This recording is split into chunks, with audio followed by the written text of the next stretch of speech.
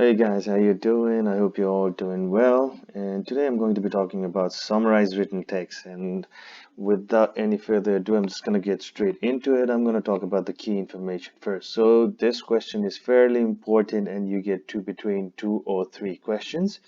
It is a 7 marks per question, so you can get anywhere between 14 to 21 in total.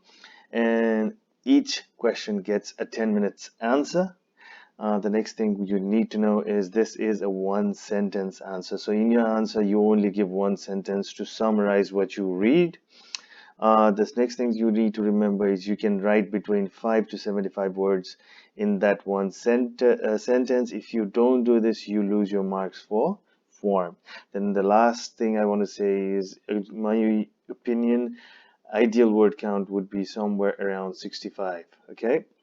So I'm going to be talking about marking criteria after that. So in this question, you get marks from 4 different things. The first thing is going to be the content. You get 2 marks for content. So if you have every aspect of the answer covered, you're going to get 2. If you miss some of the major aspects, you'll probably get 1. And then if you don't include any of the major aspects, you get a 0. Form. The next thing is form. You get 1 mark for form. So if the answer is one sentence and the word count is between 5 to 75, you get a 1. Otherwise, no. The third thing is grammar. With the grammar, it's quite simple. If you have all the grammar is correct, you get a 2. If there's some grammar mistakes, you get a 1. And if you have a lot of grammar mistakes, you get a 0. And the last thing we see here is vocabulary. With the vocabulary, you can clearly say that if you have all the correct words included in there, you get a 2. If you miss out some of the important words, some of the words don't make sense, you get a 1. And then if you have no important words in there, you get a 0. And that is how you get a total of 7 marks, guys. Now, this is how I'm going to solve this question, right? So what I'm going to start with is I am going to take 3 sentences from here. So the sentences I choose will be based on the amount of keywords or different kinds of important words that I feel are included in there. So, and usually, for your reference, the first and the last sentence usually are very important. So I'm going to take this one here. So remember, in the exam, you will not be able to use the copy and paste, but for the sake of saving some time, I'm going to do that. So I copy the sentence, I put it down, I put a comma instead of the full stop, and then I write N, and I connect the second sentences there.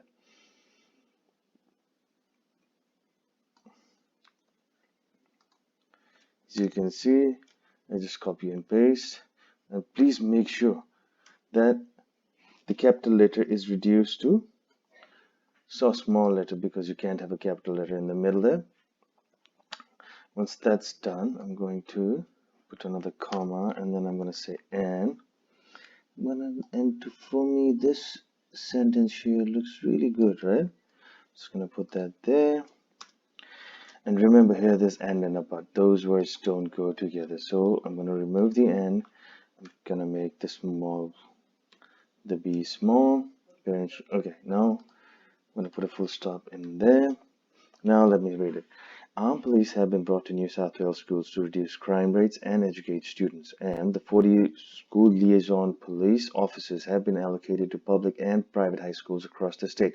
But parent groups warned of potential dangers of armed police working at schools in communities where police relations were already under strain. So I'm going to check how the word count. As you can see, I have a word count of 57 right here. You can see my mouse.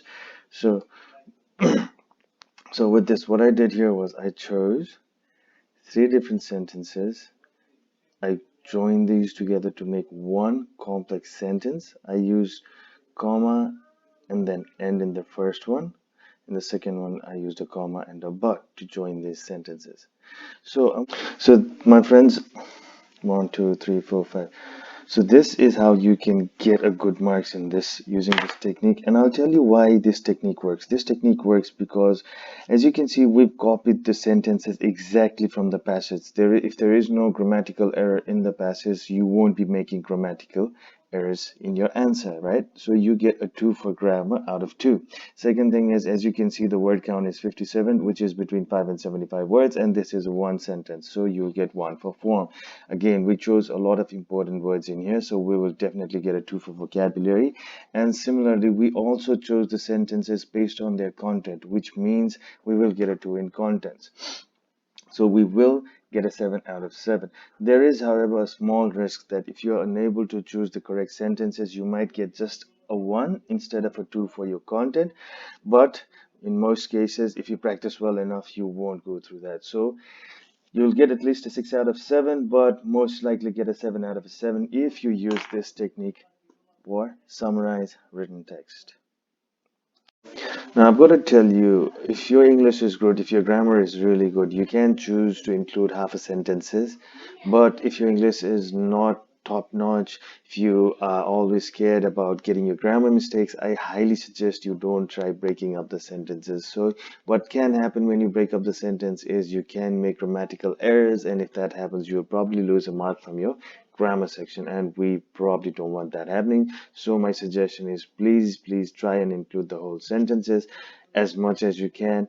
There are a few techniques which you can use to reduce your word count, just in case you get over, maybe you get 80 if you, when you're trying to include all the important questions. If you want help with that, just write the questions you have on the comment section, and I will help you as much as I can.